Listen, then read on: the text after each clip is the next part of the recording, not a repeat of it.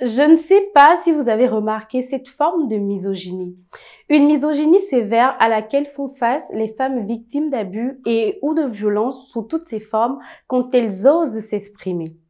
On ne cesse de faire sortir le discours classique de culpabilisation de la victime où, au lieu de condamner l'agresseur, on va plutôt incriminer la victime en lui faisant comprendre que c'est de sa faute ce qui lui arrive.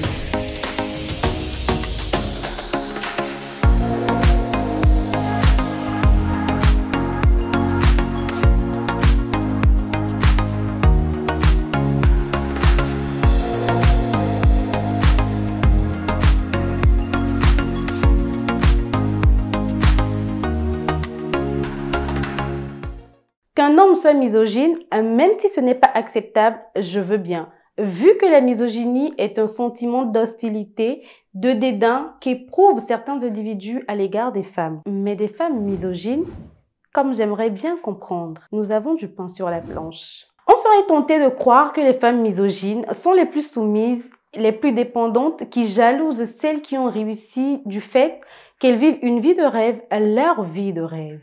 Ou que les femmes éduquées, instruites, celles qui sont dans les hautes sphères du pouvoir, qui sont des influenceurs, sont moins misogynes. Détrompons-nous.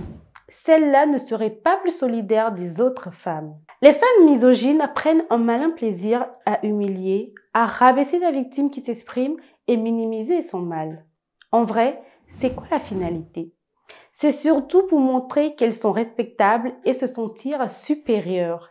Elles ont une volonté malsaine de rabaisser une autre femme pour se mettre en avant et montrer qu'elles ont une vie irréprochable. Cette espèce de concurrence qui existe toujours entre les femmes, qui consiste à minimiser l'autre pour se sentir mieux, au lieu de créer une sororité pour se défendre mutuellement, est simplement de la misogynie intériorisée. Au bout du spectre, la femme qui s'en prend avec virulence ou avec plus de virulence à tout ce qui est femme, s'en prend d'abord à elle-même.